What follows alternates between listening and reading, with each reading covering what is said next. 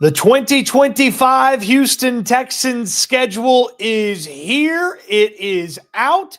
It is ready to be analyzed, chopped up, cut through, looked at from every single angle. And we'll do just that here on the channel. Welcome to the channel. I'm Cody Stoots. Let's talk some Texans and let's talk about this 2025 schedule. We will play the win-win, loss-loss game.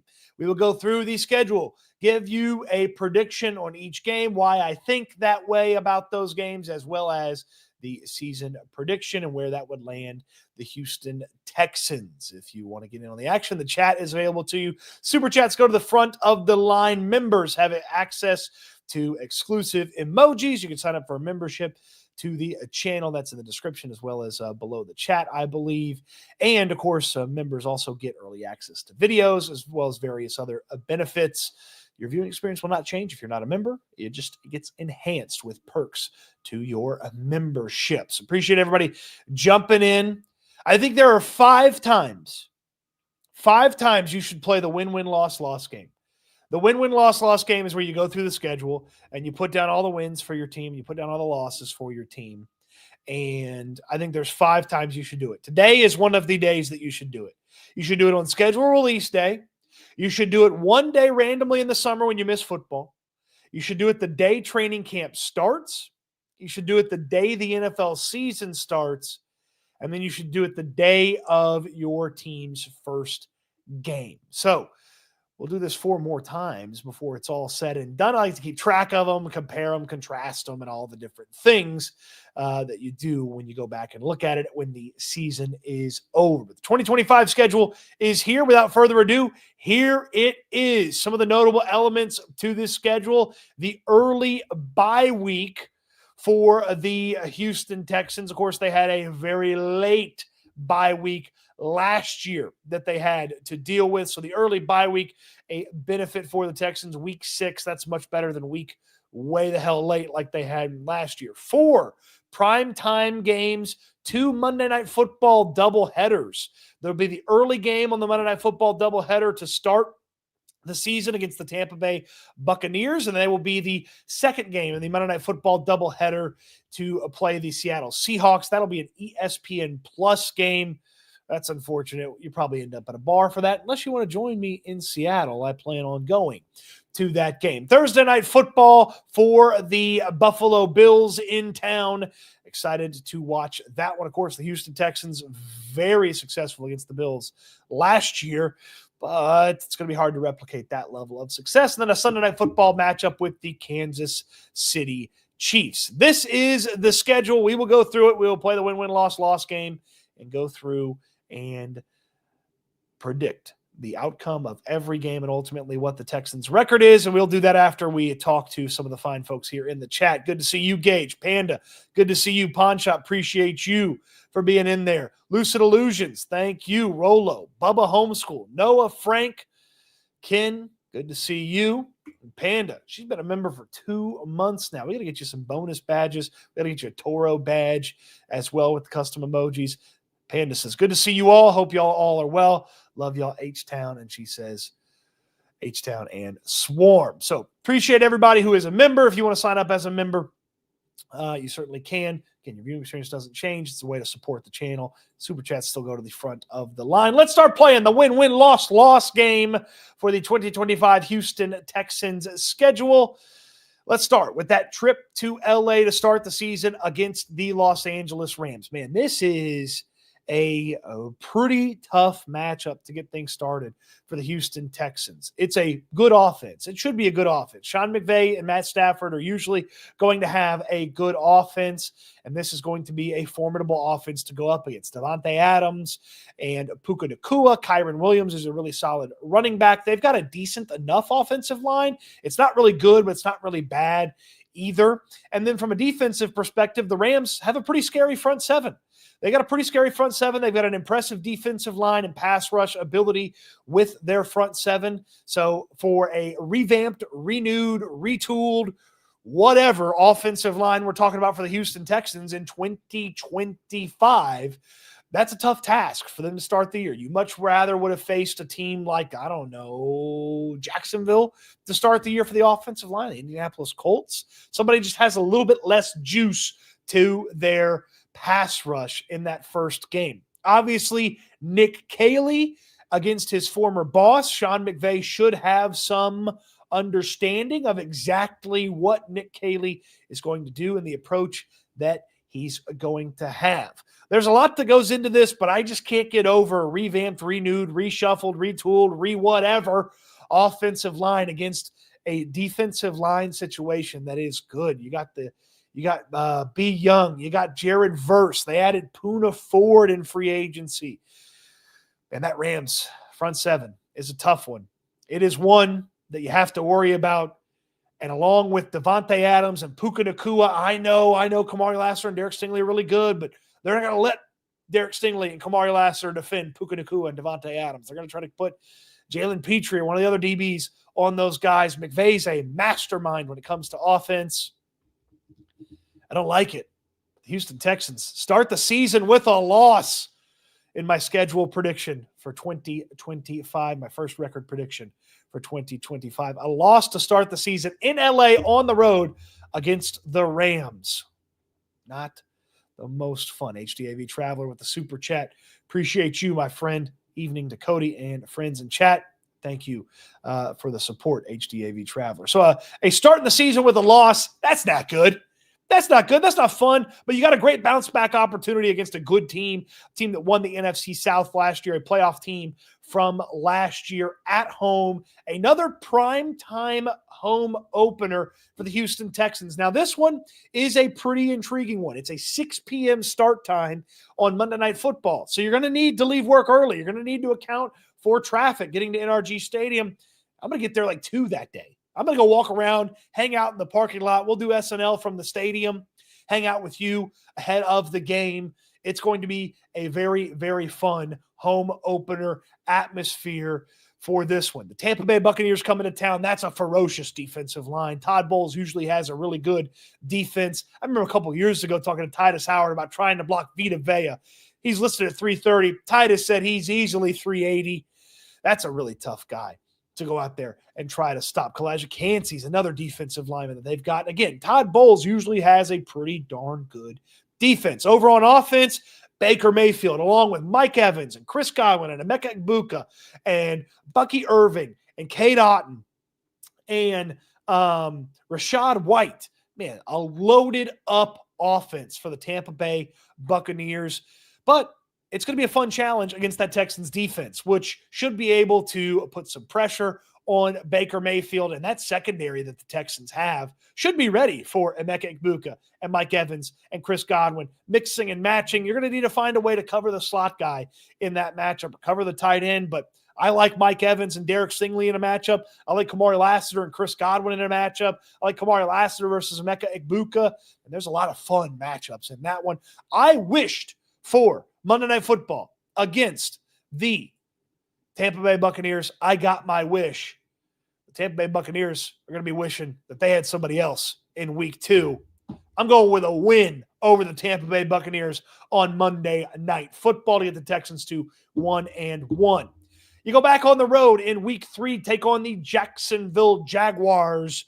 That's going to be an intriguing one. Think the conversation around Azeez Al-Shire and Trevor Lawrence's meeting of the minds, literally and figuratively, last year is going to come up. You think Travis Hunter, the star two-way player of the Jacksonville Jaguars, might be a conversation piece in 2025 when you play against Jacksonville? This is going to be a fun game.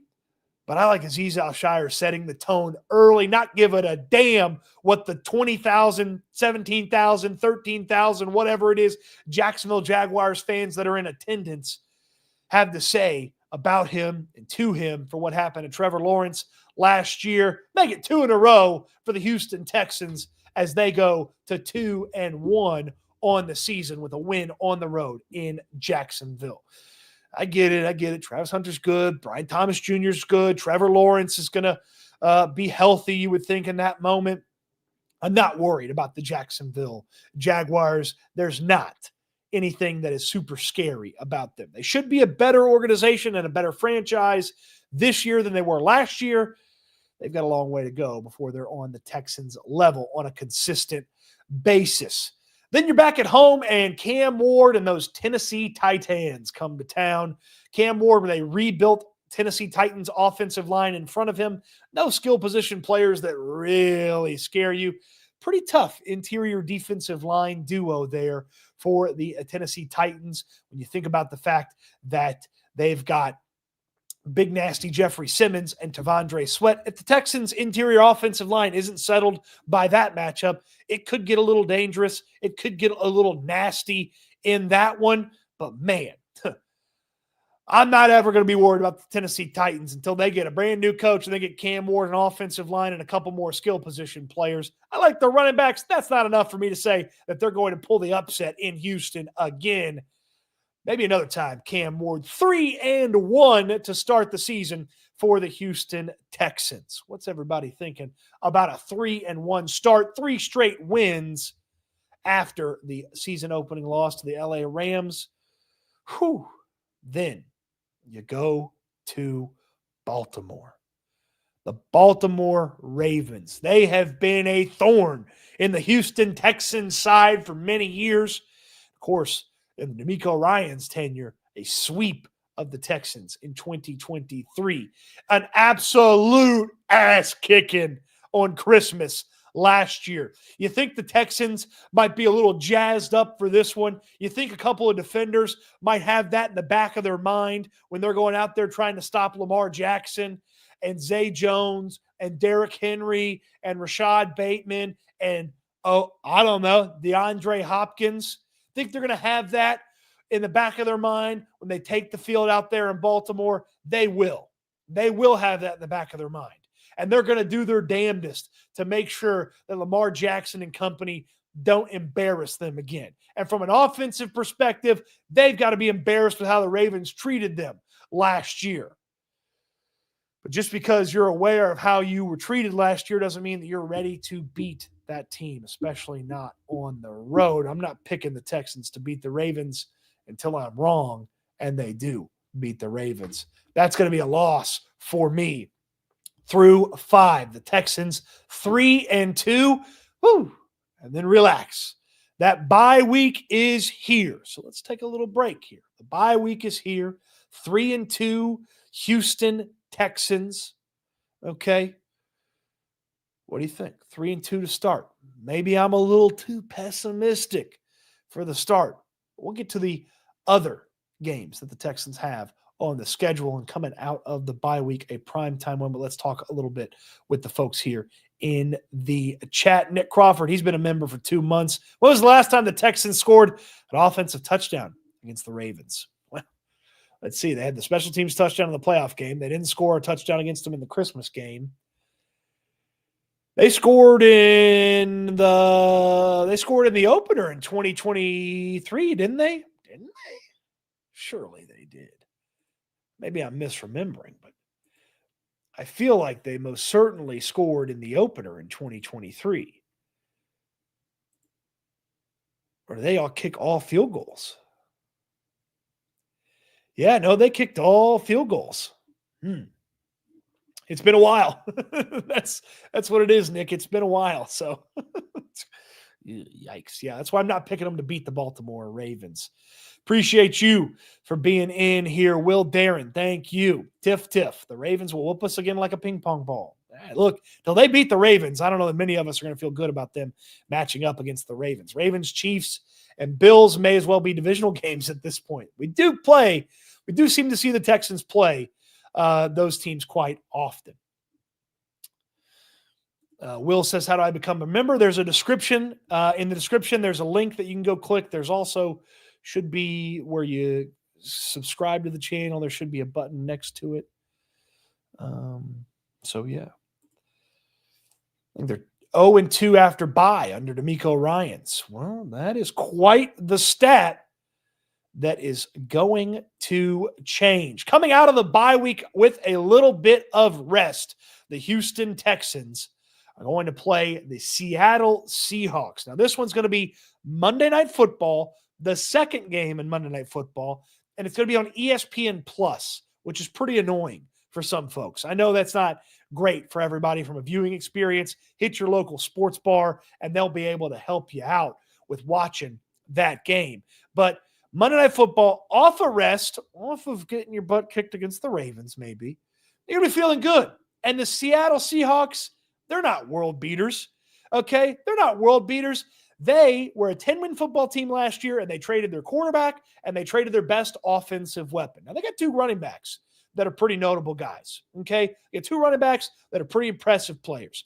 And they added Cooper Kupp to go along with Jackson Smith and Jigba at the wide receiver position.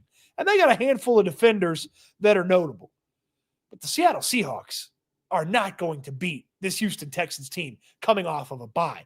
The Texans are going to put the clamps on them on defense. The Texans are going to go out there and they're going to put some points on the Seahawks. They're going to shut up the 12th man, and they're going to get a victory in that matchup against the Seattle Seahawks. I plan to make this trip. And if you're planning to make the trip, give me a few days. I'm working on getting an exclusive hotel rate in Seattle for Texans fans. We'll talk about it on the channel when we get it. That's my plan. So give me a few days to be able to go out there and get you an exclusive rate. If you want to go make this trip, watch the Seattle Seahawks. Man, that's going to be one late post-game show after that matchup. If this thing's getting started at 9, but we'll have the post-game show for you. We'll have the post-game thoughts. We'll have the write-up on Houston football. Hopefully we'll have some fun content in Seattle from the road trip to watch the Texans take on the Seattle Seahawks on Monday Night Football. So again, planning to make that trip, planning to have some fun things if you want to make the trip as well. So be on the lookout for that over the summer if you're planning on heading to Seattle. After the Texans beat the Seattle Seahawks, they'll come home and they'll face DeMeco Ryans' old team that he previously coached for, the San Francisco 49ers. Kyle Shanahan and his Shanahan offense coming to town with Brock Purdy, one of the best defensive players in the entire NFL, and Nick Bosa. Familiarity with what DeMeco Ryans likes to do as a defensive coach. Familiarity with what Kyle Shanahan likes to do as an offensive coach. Will that familiarity matter in the grand scheme of things? Will the Houston Texans be favored in this matchup? I do believe they will be favored. Will the Houston Texans beat the San Francisco 49ers? Will they give them a Houston, Texas treat? None of that rice-a-roni. How about some Mexican rice to heal your pain, San Francisco, as the Houston Texans get a victory in that matchup, make it 2 in a row out of the bye week, and the Texans, after a matchup with the San Francisco 49ers in Week 8, they are sitting there at 5-2. Woo! What a start to the season. You'd be feeling good about the Houston Texans if they start 5-2. The home stand continues with a very tough opponent. The Denver Broncos are a very good football team. Sean Payton, they were pretty okay. Payton's first year, they were excellent last year. Bo Nix had an incredible season. He had a better season at quarterback than C.J. Stroud did. He had a season that was comparable to C.J. Stroud's first season in the NFL. Sean Payton's an excellent offensive coach. They went and added and fine-tuned some things on offense. They've got some impressive defenders like Nick Bonito, their pass-rushing linebacker. They added Hafunga, the safety from San Francisco, in free agency, and they've got one of the best cornerbacks in football. If Derek Stingley is not the best, Pat Surtain is the best. And if Pat Surtain's the best, then Derek Stingley's right behind him. The two best cornerbacks in football are in this matchup. Two great young quarterbacks who've had a lot of success early in their career are in this matchup. Sean Payton, who interviewed for the Texans job and then badmouthed him to Colin Cowherd, and then ultimately took the Broncos job after DeMeco Ryans said no thanks because that was the only other job he interviewed for. Sean Payton a couple years ago, DeMeco got the best of him. Sean Payton with a little bit of revenge here. A loss to the Denver Broncos in this matchup. I just feel like Denver's got enough on defense against an iffy Texans offensive line, and they've got plenty on offense to be able to put some points on the board. Slugfest, low scoring. I'm talking 2013 in this one. The Texans, with their third loss of the year, dropped to 5-3. But you look at this schedule: a home game against the Jaguars, on the road at Tennessee, back home against the Buffalo Bills. You got a chance to really start firing this thing back up. The Jacksonville Jaguars coming to town to end that little homestand. I felt good about the Texans against the Jaguars. Early in the season, I felt good about the Texans. In the middle of the season, against the Jacksonville Jaguars, I'm putting a victory on the board here. Texans now checking in at 6-3 with the Tennessee Titans staring them down for a trip to Nashville. It's not scary going to Music City. Get used to Broadway. Go check out Hattie B's. Go get the cinnamon rolls at that place next to Hattie B's. Stop over at the Bluebird. Watch some live music. Kick the Tennessee Titans' ass and bring it on back to Houston and get ready for a big Thursday night football matchup. Man, when you play Thursday night football, you want it to be at home. You want to play at home on Thursday night football. And if it's a big-time opponent, you want them to be coming off a tough game. And the Bills are coming off a tough one. They're playing the Tampa Bay Buccaneers right before this matchup. Tampa Bay can get physical with you. They can beat you up a little bit. And then just a handful of days later, the Bills got to come to town. The Texans whooped up on the Bills in large part because Buffalo was banged up last year. Now, coming off of a tough matchup on a short week, the Bills could be banged up again. If they're not, going to be tough. If they are, still going to be tough because Josh Allen's really good. They got to kind of figure out how they're going to throw the ball in Buffalo, but they should have it figured out by this point in the season. The Texans, though, they had the secret sauce and made Josh Allen play one of the worst games of his life last year. It won't be that bad, but it still won't be good enough from Josh Allen and company to beat the Houston Texans. They win against the Buffalo Bills, and now the Texans sitting here with 8 victories, just 3 losses on the schedule, and that final stretch here, those final 6 games, very important games. We'll get into it here in just a moment. I want to get to some of the comments, questions, joys, and concerns. Joe Lee says, no way we lose to Denver, Cody. You might be right. Just feels like the type of opponent to come in, have a good enough game plan, muck and yuck the game up, and find a way to steal one from the Houston Texans. Nosh says the Texans are better than the Broncos. We definitely beat them. All right. Brandon says Broncos got whooped by the Bills. We beat the Bills. We are not the same. Yeah. Do you remember when they lost to the Tennessee Titans at home? There's always a hiccup in the schedule. Maybe the Broncos are the hiccup. Would you take Bo Nix over C.J. Stroud? No, I like C.J. Stroud more, but Bo Nix played better football last year.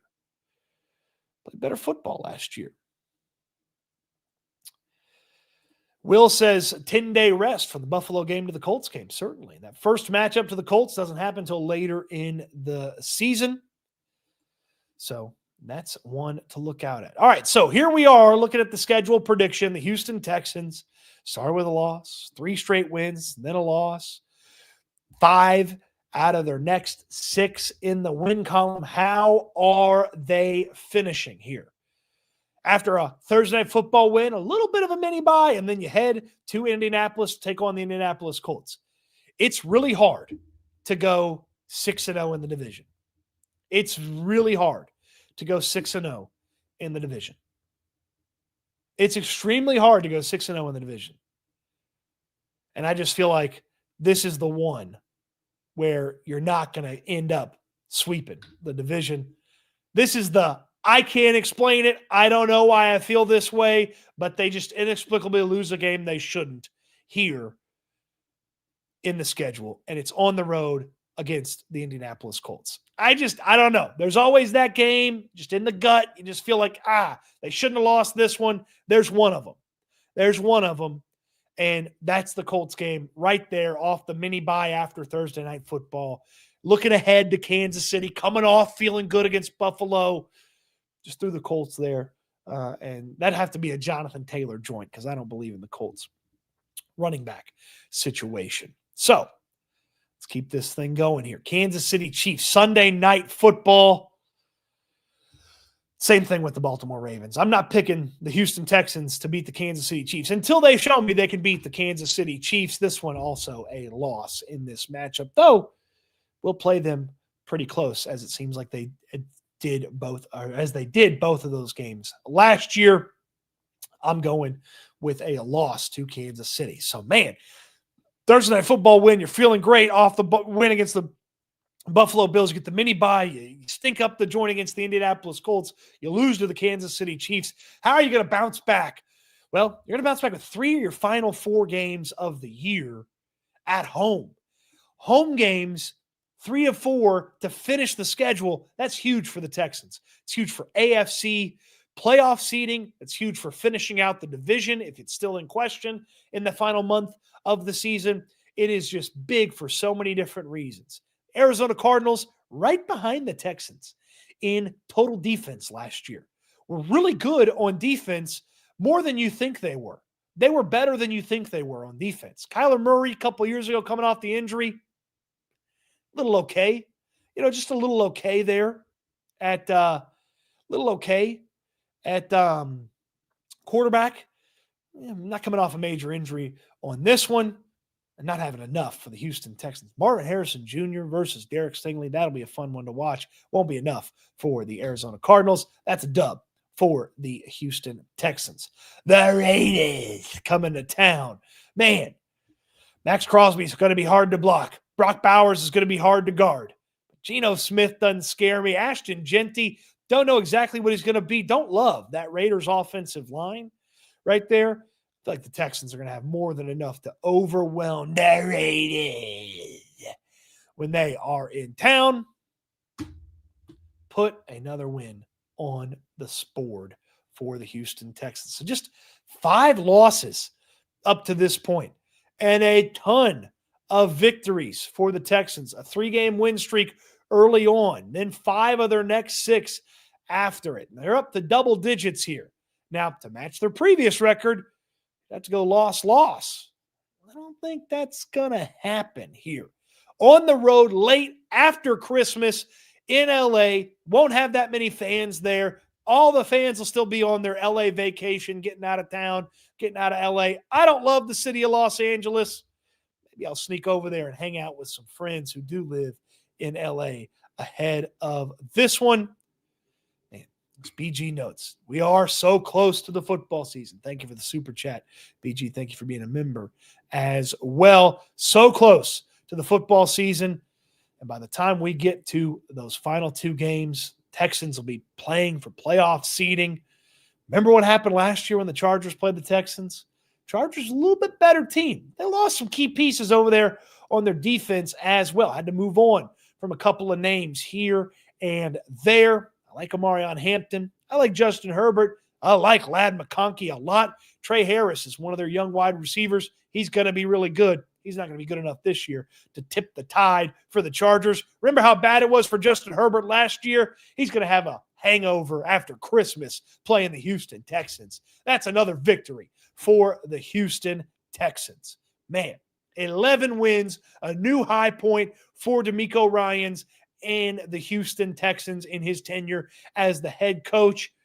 But can they get to 12? Would 12 be enough to get them into maybe the 3rd seed or the 2 seed?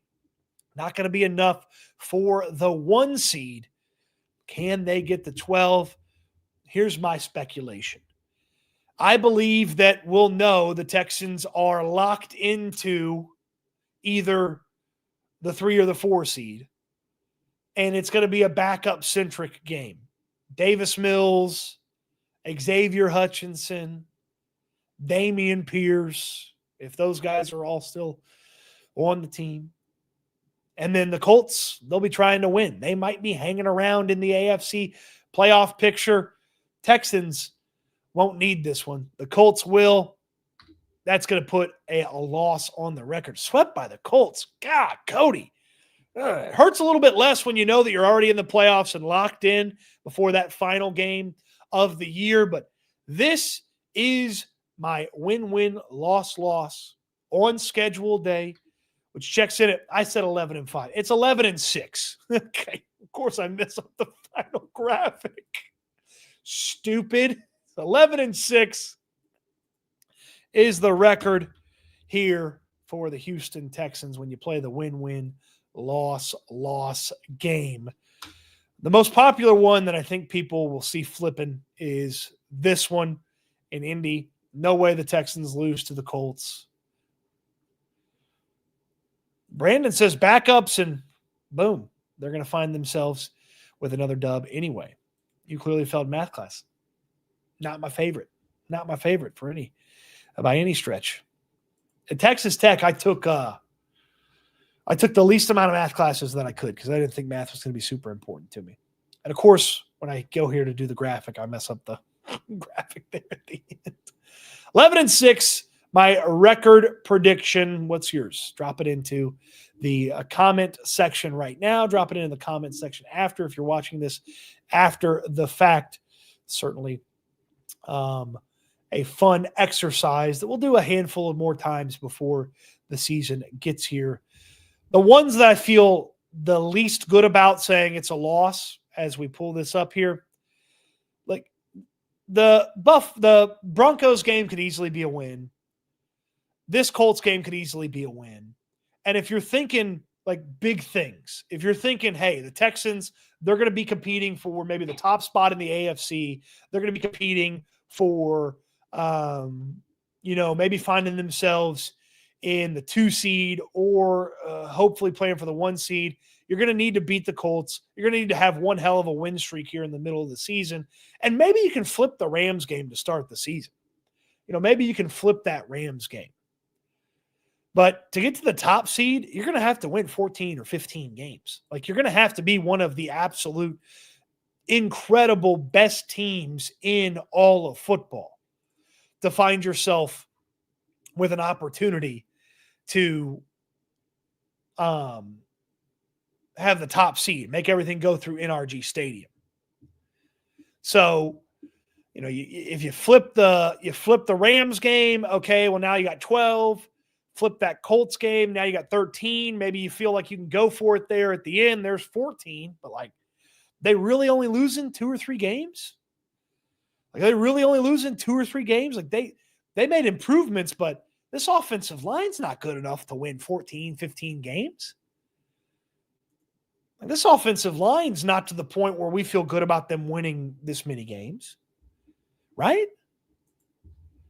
That's probably one of my chief concerns. A couple early losses in large part because of the offensive line. A loss to Denver because of the offensive line. Just can't beat Kansas City right now. Can't pick them until they prove they can. And then, drop one you're not supposed to. That'd be a big growth point for the Texans. If they drop one, if they don't drop this Colts game here before Kansas City after Buffalo, okay, 12 wins. 12 wins. There you go. But 11-6, very doable. Very doable. And I would tell you 12-5 is very doable too. 12-5 is doable. You could easily flip some of these losses. And man, let me tell you what, if they start 4-1, I'll be thinking 13. I really will. If they start 4-1, they flip either the Rams or the Ravens. They start 4-1 on this little stretch here, and I'll be thinking that 12-13 is absolutely on the table. So that's what I would say about that. Is that schedule perfect for you? It's not perfect. It's not 17-0. It's not perfect enough for folks. But you know what can be perfect enough for you? My friends at the Perfect Gene. My friends at the Perfect Gene, they have a style and a color for everybody. I love the athletic fit from the Perfect Gene. I have a hard time finding jeans. I'm a bigger guy. Jeans don't always fit comfortably. Jeans are always heavyweight. Not the Perfect Gene. My friends at the Perfect Gene want to give you 15% off, free shipping, free exchanges, so you can try out a bunch of different things and find out exactly what's right for you. I buy the athletic fit. I got a light blue. I got a black pair of jeans. I'm getting myself a gray pair of jeans. They got the slim thick fit. They got the slim fit boot cut. So many different things for you at the Perfect Jean. And in the link in my description down below, you're going to get 15% off, free shipping, free exchanges. What more could you ask for? Lightweight, breathable. I can wear them when it's 1,000,000 degrees outside and not absolutely sweat my ass off. Stretchy and comfortable. Man, how many times have you walked in and you just wanted to get the jeans off as fast as possible? It's not the case with the Perfect Jeans. Hard to find jeans, but when you find the Perfect Jeans, you got to tell people about it. And that's my friends at the Perfect Jean. 15% off, free shipping, free exchanges when you visit the link in the description down below. Already heard from a bunch of viewers who've picked some up. They love them. You're going to love them too. Find yourself the Perfect Jeans at the Perfect Jean, my friends. The Perfect Jean. Do you get money if we buy then return? No. Don't do that. The Perfect Cooper DeJean. That's a good one. No, I like that. I like that. Eric says, wish the buy was later. Yeah, if you were trying to just change one thing, I think you'd move the buy to week 8. You'd move the buy to week 8 off of Monday Night Football, and you'd move San Fran to week 6. If you were trying to flip one thing. So I think, yeah, if the buy was week 8 instead of week 6, I think you'd like that. That'd be probably my one gripe there. But they spread out the nationally televised games. Remember the national television hell the Texans were in for 3 weeks? Okay. They spread out the nationally televised games, and that didn't screw the Texans. The bye week's early enough that you can still benefit from it, but it's not too early that you don't benefit from it. So week 6 to week 8 would be the bye week flip there. But can't be too grouchy after they screwed you with the bye week late. Yeah, Pawn Shop bought some Perfect Jeans. Pawn Shop bought some. Check them out, man. Link in the description down below. Just go browse. Go browse. Check it out. It's a worthwhile investment, man. Those things, they're durable too. I was doing some yard work in them. Not yard work, but stuff around the house. Had to help my mom fix her closet. She knocked the rack, the bar down. Perfect Jean. Felt like a real Tim the Toolman Taylor out there in my jeans. Putting the stuff back in the wall, getting the drill out, man. Perfect Jean. 15% off, free shipping. Link in the description down below. Q&A. Y'all fire away. We'll talk a little bit more about the schedule. I'm here for a little while more. But fire away. Looking at the schedule prediction here. I'll pull it up clean. I'll pull it up a clean one without the wins and the losses. So we can take a look at it that way too. I like the Monday Night Football matchups. Kind of curious putting Seattle there, but when you figure out that it's a Monday Night Football doubleheader and you're the second team, it makes sense that it's a West Coast team. Maybe could have made the argument San Fran would have been a fun one, but again, that's not on the West Coast. That's just a West Coast team. I guess you could have done the Chargers and Texans on Monday Night Football if you wanted to. Sunday Night Football and the Chiefs. I wish that was 325. I wish that was an afternoon game. If we were just, getting through the gripes here. The Broncos game was worthy of primetime consideration, I would say.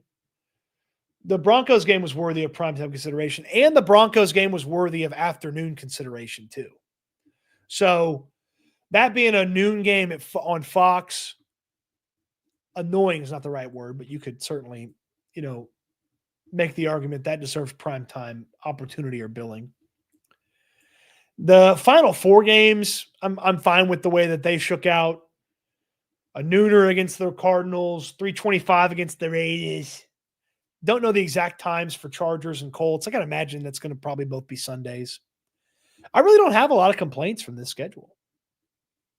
I really don't. Not too many complaints here.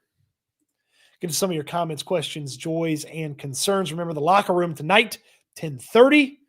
Don't want to miss out on that.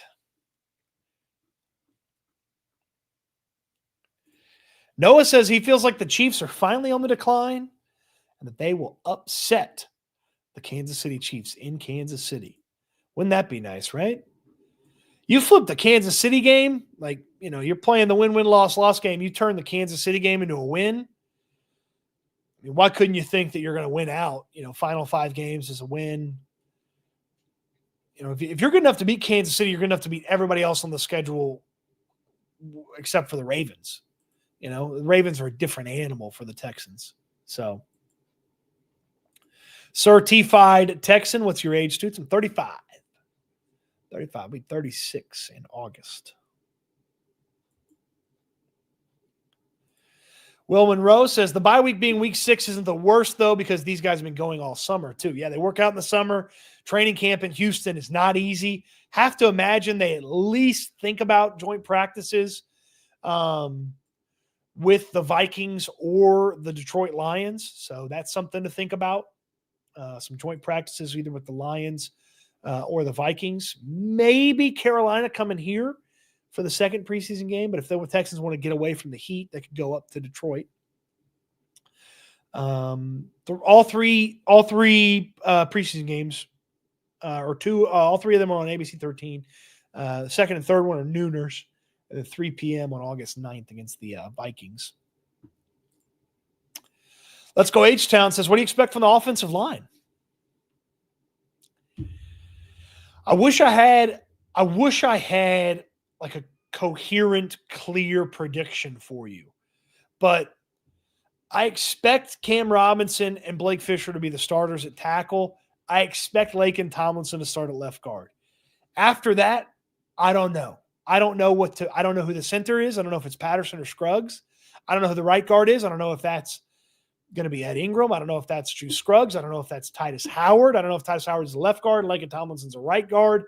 I know the offense should be better because the operation from Nick Caley should be better than Bobby Slowick. It's one of the reasons you make the change. I just don't know if the players are going to be better. So, Jorge is a new member. Appreciate you, Jorge. Of course, if you are a member, you get access to the custom emojis during the live chats and in the comment section. You get access to early videos as well. We will have some member-only content from time to time. Doesn't change your viewing experience. It just enhances it if you become a member like Jorge. Appreciate you, Jorge, for the support. Appreciate everybody for the support. From likes, comments, thumbs ups on the video, subscriptions to the channel, memberships to the channel, super chats. It's all greatly appreciated. Also greatly appreciated. Thank you, everybody who donated today on the SNL channel. We had Frank Ross on. If you missed the conversation with Frank Ross earlier today, that's on the SNL channel. Link to the SNL channels in the description down below. Great fun visit with Frank Ross talking about coaches' cuts, a lot of special teams conversation there with Frank. And from the generosity from the SNL audience, we were able to raise over $1,000 for Frank's charity. So I'm really grateful for everybody's participation in that. Thank you, everyone, for helping out with that. We're going to get that money over to Frank Ross and the charity. And so greatly appreciate that from everybody. So thank you again. Thank you again for your support on that.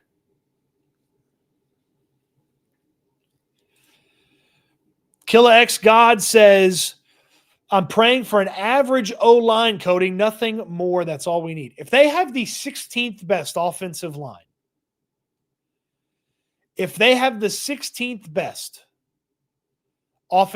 football, they will be a top 2 seed. I very much believe that. I believe in Nick Caley. When Bobby Slowick was still employed, Nick Caley was the guy I wanted them to hire. If they have the 16th best offensive line in football, they'll be a top 2 seed. That's how good the offense will be. They will annihilate people if they are that good on the offensive line. They were one of the 4 worst offensive lines in football last year. If they are dead ass middle on the offensive line, they'll be a top 2 seed.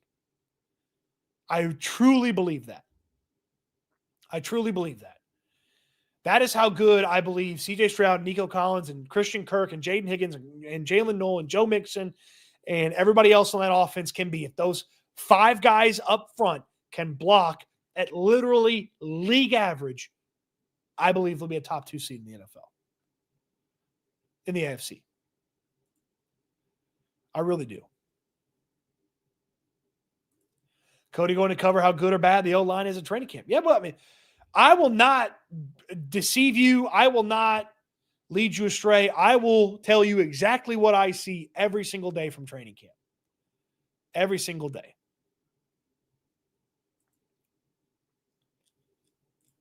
Noah notes that CJ have a little bit more control over the offense. Absolutely. And he's been wanting it too.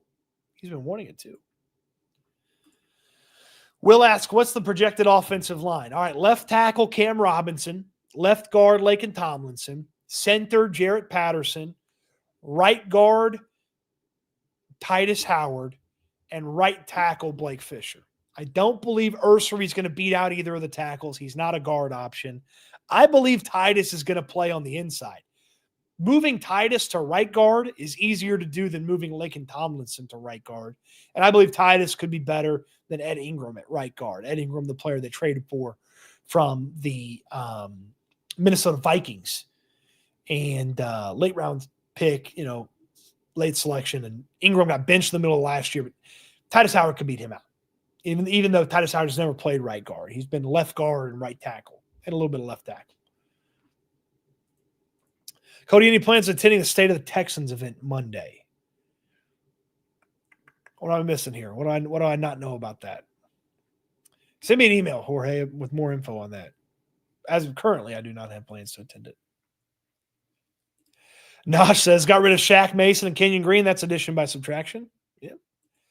The Narrow Path with Gage wants to know, when's the next time you watch practice? Later this month, they'll have an organized team activity, optional team activity, whatever you want to say. They'll have one of those later this month. So late May is the next time we're out there to watch them on the field.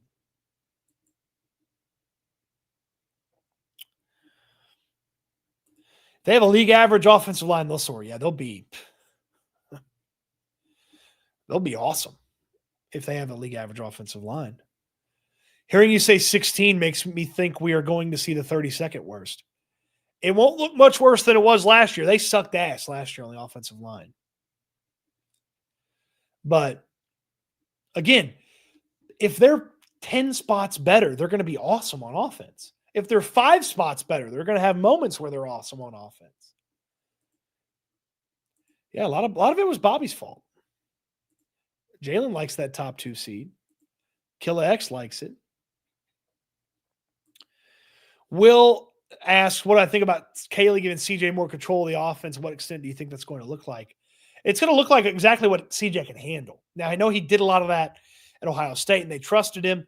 As much as Nick Caley trusts him, you got to go out there and you got to give it to your franchise quarterback. If that's something that's in his tool belt, which apparently it is for CJ Stroud, if that's something that's in his tool belt, let him go out there and showcase it. Let him go out there and sharpen that tool from time to time. It did feel like a lot of times they ran plays that had no chance to succeed because that's what Bobby called and that's what had to be run. So if you get away from that mindset and you get out of that, I do believe that's going to be a net positive. Is it always going to be the best thing? Probably not, but it should be a net positive. Nosh getting bold here. Says Texans could have an Eagles type of run. Interesting. I don't know about all that. Wouldn't mind it. Engineer says Stroud going to turn into Peyton Manning this season. Book it. A little bit more mobility. The sheriff wasn't exactly mobile back there. Noah says, I think Justin Watson will be a secret third down threat. Okay. I don't know about that. I like Justin Watson. D'Amico Ryans called him the most consistent wide receiver in the National Football League. It's pretty good. Knock on wood, but are there players that have injury concerns? I mean, Nico Collins every year. Till Nico plays 16 or 17, you're going to have injury concerns about Nico, but knock on wood that Nico stays healthy. Noah says, anything's better than O-line last year. If we got worse, it means only one lineman is on the field. It was pretty bad last year from an offensive line standpoint. Pretty bad. Pretty bad. Jorge, I got your email. State of the Texas. I think it's more of a fan thing. I'm not planning to be there. But I know that you'll get to hear from D'Amico Ryans and you'll get to hear from Nick Caserio going to that. So I think it's more for the fans. The media folks do not get the invite to that. We get the invite to some other fun stuff, though. Is defense going to be top 3 this season? Man, I think so.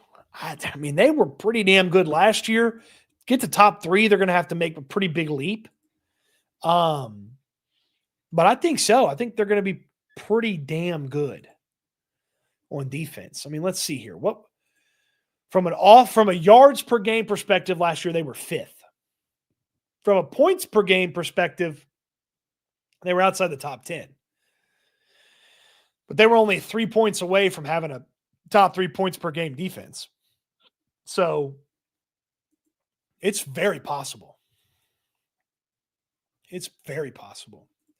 Will says Frank Ross dropped Tremont Smith's name. Is he that great at special teams? I mean, he was a big deal on special teams for them a couple of years ago, and he's a special teams ace. So, I mean, Frank Ross was pumped. I mean, somebody asked him, was there a standout? And he just got a big smile on his face. I bumped Tremont Smith's back. So, could be a player that helps them improve on special teams. Noah asked, does Trent Brown do anything for you considering he had the torn patellar tendon? I don't believe Trent Brown's going to make the team. So I don't believe Trent Brown's going to make the team.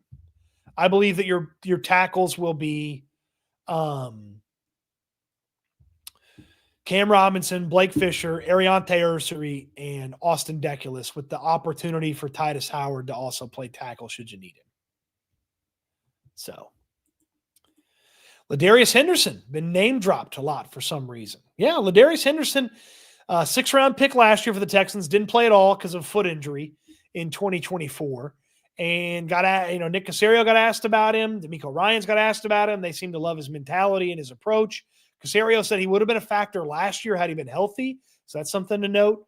But hey, he's playing his first year in the NFL and he's a 6th-round pick. So, let's pump the brakes here a little bit on the Ladarius Henderson love. Let me go see him block people for 4 days in training camp before I get too excited about Ladarius Henderson.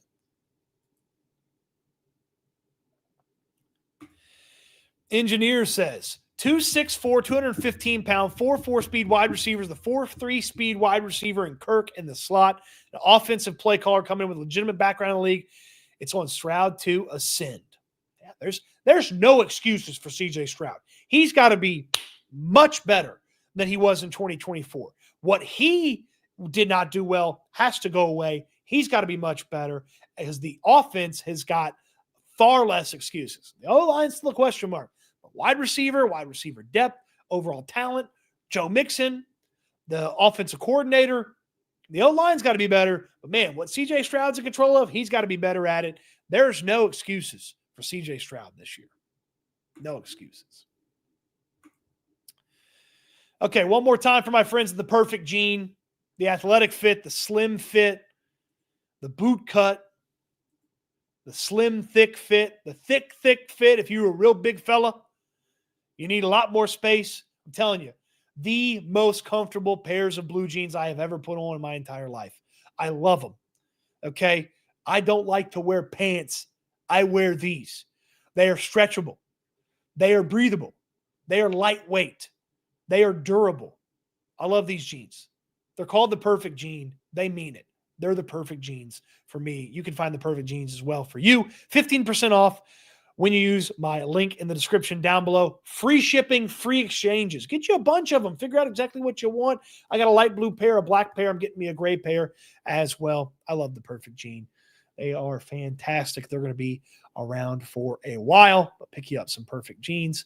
I know it's summertime. I know you probably don't wear jeans that much, but maybe you get to wear jeans to the office, or maybe you have to wear pants from time to time. These are fantastic. 15% off, free shipping, and free exchanges as well. When you use my link in the description down below.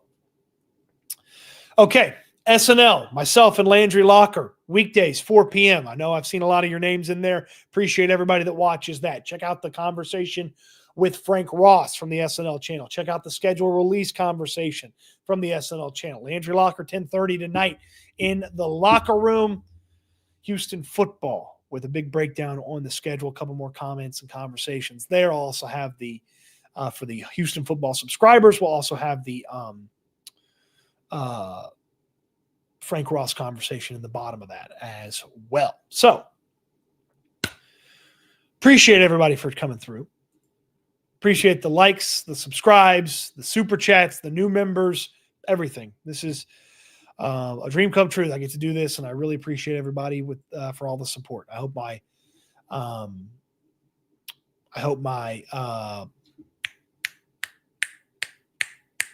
what's the damn word I'm looking for? Gratitude. There we go. Hope my gratitude never gets lost. So certainly appreciate everybody. If you have a food review Friday suggestion, leave it in the comment section when the video finishes. If you have a food review Friday suggestion, leave it in the comment section. Or tweet me or text me if you have my number, or send me an email or whatever. If you have a food review Friday suggestion. I know some folks want me to start getting into restaurants. We're going to do some restaurants here over the summer. Got some fun stuff planned there.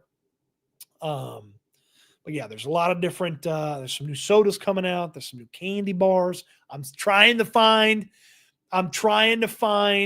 the Pop-Tart ice cream sandwiches. I feel like that would be a fun one to try on the channel. So thank you everybody for the suggestions.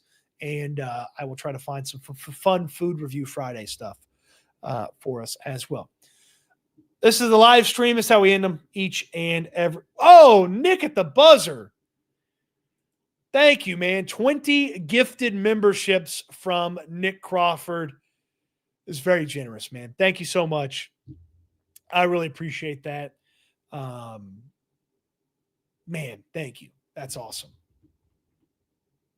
Very cool. Very cool. Thank you so much, Nick.